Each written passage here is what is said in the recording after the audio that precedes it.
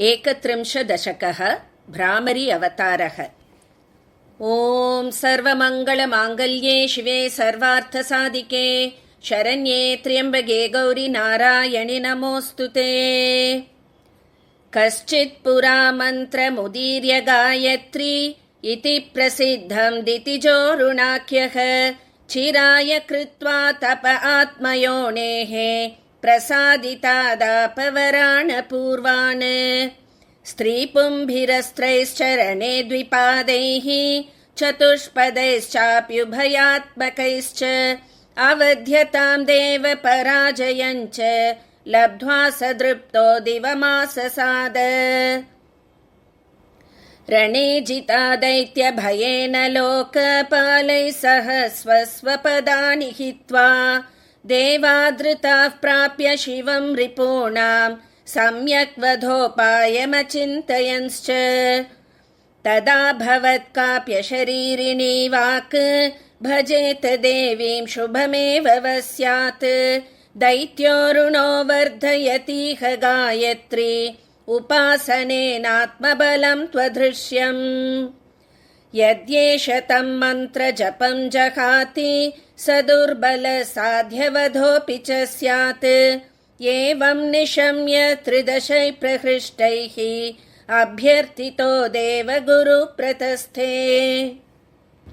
सप्राप दैत्यं यतिरूपधारी प्रत्युद्गतो मन्त्रजपातिसक्तं। स्मितार्द्रमूचे कुशली स बन्धो मित्रो भवान् किं जगदेकवीर।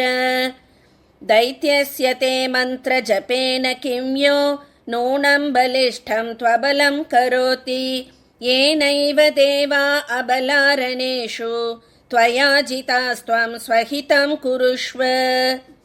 सन्न्यासिनो मन्त्रजपेन रागद्वेषादिजेतुं सततं यतन्ते।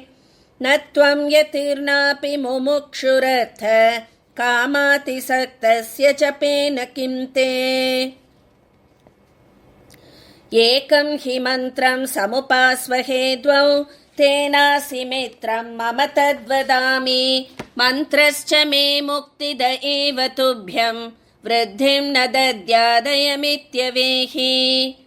बृहस्पतावेव मुदीर्य याते सत्यं तदुक्तं दितिजो विचिन्त्य। क्रमाज्जहौ मन्त्रजपं सदा हि मूढः परप्रोक्तविनेयबुद्धिः।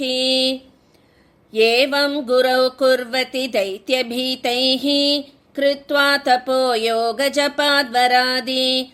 जाम्बूनदेश्वर्यमरैस्तुता त्वं प्रसादिता प्रादुरभूकृपार्द्रा। त्वद्देहजातैर्भ्रमरैरणन्तैः दैत्यः ससैन्यो विफलास्त्रशस्त्रः।